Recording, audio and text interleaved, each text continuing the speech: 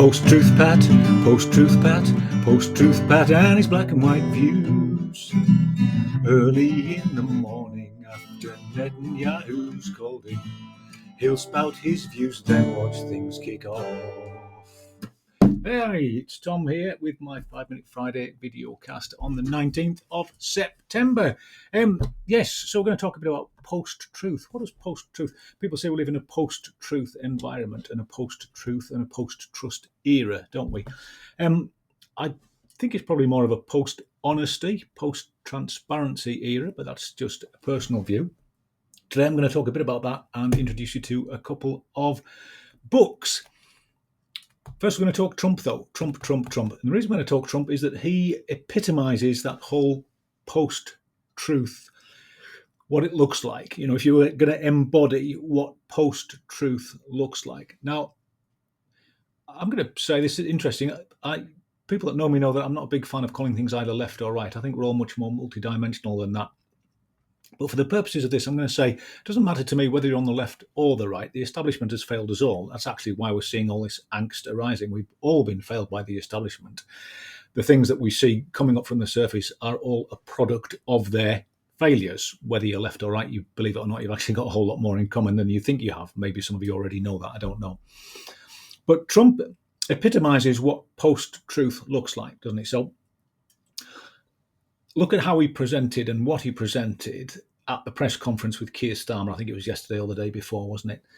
You know, and he keeps repeating this lie. And it's a tactic straight out of Nazi Germany, yeah. So those of you that know the history of PR, or what's often referred to as public relations, will know that PR used to be called propaganda. But then actually PR took a lesson out of its own book and realised that the word propaganda had negative connotations because it had been used extensively in Nazi Germany. And they changed the word to public relations, which sounds so much nicer and fluffier, doesn't it? But public relations is essentially propaganda, yeah? And one of the tools that propaganda used very effectively in the war and has continued to use ever since is the idea that if you repeat something, it becomes a fact. It doesn't matter if it's true or not. It doesn't matter if there's any basis in fact or not. But hang on, just a second. Hang on, I'm just very important phone call. I think this might be Elon. It might be Elon on the phone. So you've got some interesting facts. Sounds good. Some things to go on social media. Corbyn used to be a woman, you say. Corbyn used to. That will go down really well. That is brilliant. Nigel Farage is one of the lizard people. Wow, that will. Not sure that'll go down well, but that's really interesting to know. And what's that? If you rearrange all the second letters of the Labour cabinet members' middle names, it spells Beelzebub. Dynamite. That's dynamite. I'll get that out on social media now. Yeah. Thanks, Elon. Have a good day. Yeah, nice one.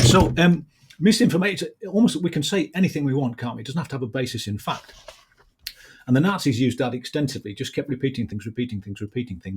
And we're seeing a lot of anger and a lot of hate generated, aren't we? Because things are being repeated. Sometimes they're not even true. We've seen things get out of hand super quickly because facts, according to some people, people's truths are different. I always find that puzzling, actually, that people's truths are different. I understand that we can see things differently, but maybe the idea that people's truths are different is a strange one, isn't it? But you look at those things that Trump was saying, and he kept repeating that thing, didn't he, about, babies being massacred by Hamas. And actually, it's been proven, that didn't happen. That was actually a lie propagated by the Israeli government, not the Israeli people. I think we need to separate the Israeli people and from the Israeli government. I think they're two very different things.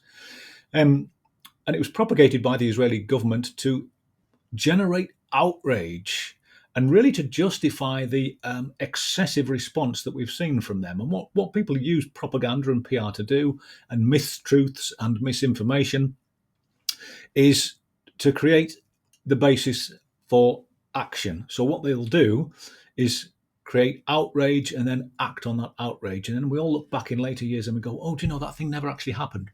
But it served its purpose for them while I did it.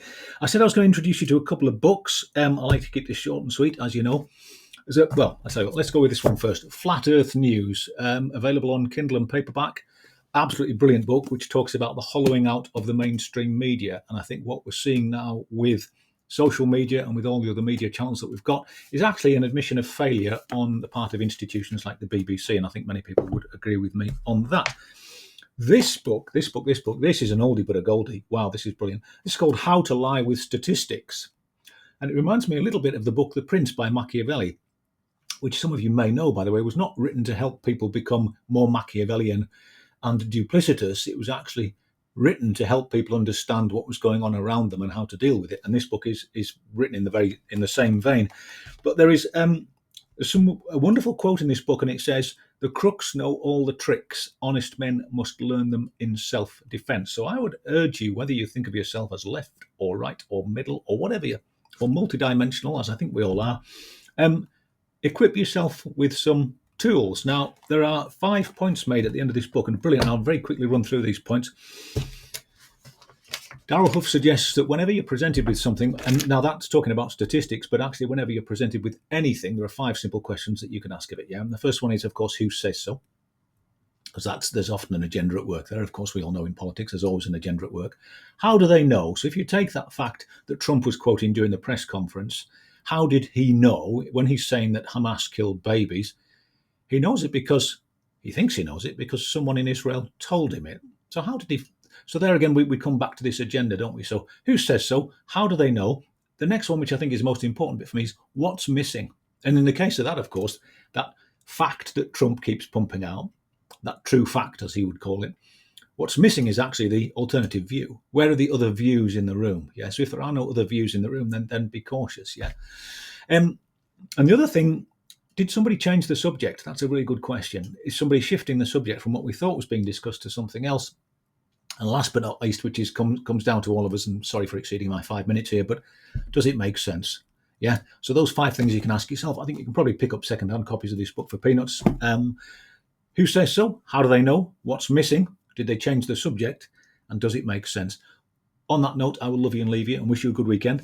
As ever, stay safe if you can, stay solvent if you can, and try and stay sane. I know that's getting increasingly hard, isn't it? Ciao.